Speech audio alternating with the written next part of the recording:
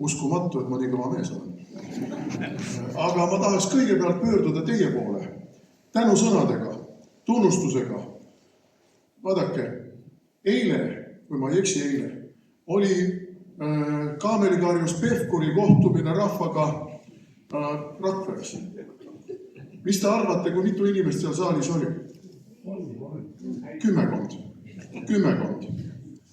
Meil on saal täis. Aitäh teile!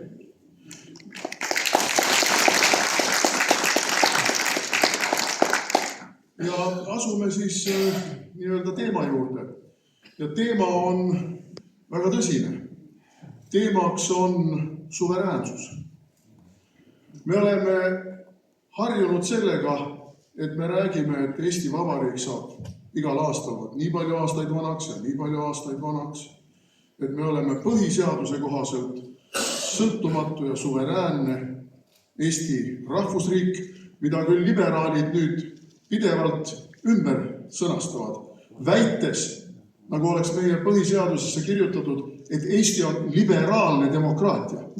Ei vasta tõele. Ei ole kirjutatud meie põhiseadusesse, et Eesti on liberaalne demokraatia. Sest kui me paneme sõna demokraatia ette, mingisuguse epiteedi, mingi täienduse, siis see ei ole enam demokraatia. Kui me räägime rahvademokraatiast, nagu kuskil Põhja-Koreas või nagu Nõukogude perioodil olid rahvademokraatlikud maad, Nõukogude Liidu ripatsid, Ungari, Tšehhi ja nii edasi, siis see ei olnud demokraatia. See oli rahvademokraatia, et varjata seda, et ei ole tegemist demokraatiaga. Me võime rääkida siin ju veel ka muudest demokraatlikest mudelitest kusagil Aafrikas või kusagil Ladina-Ameerikas, mis on ka kõik mingisugused epiteetidega demokraatiad, mis tähendab, et nad ei ole demokraatiad. Et sellest hetkest peale, ja sellest on kuskil tosin aastat, kui hakati Eestis rääkima, et me oleme liberaalne demokraatia, et Euroopas on liberaalne demokraatia, et läänes on liberaalne demokraatia, tähendas seda, et demokraatiat kui niisugust enam ei ole ja me oleme liikumas tegelikult autoritaarsuse, aga võib-olla isegi totalitarismi poole. Ja igapäevases töös Riigikogus me näeme seda, kuidas me oleme liikumas totalitarismi poole.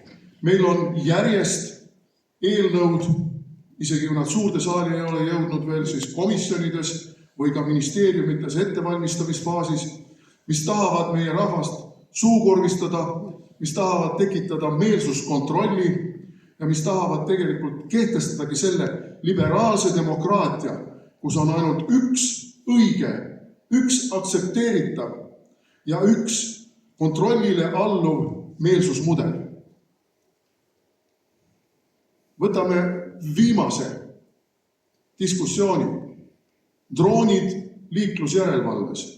Ja huvitav on muide see, et ka meie hulgas istuvad siin ajakirjanikud, ma pöördun otseselt nende poole, et meie käest tavaliselt ei küsita midagi niisuguste diskussioonide puhul.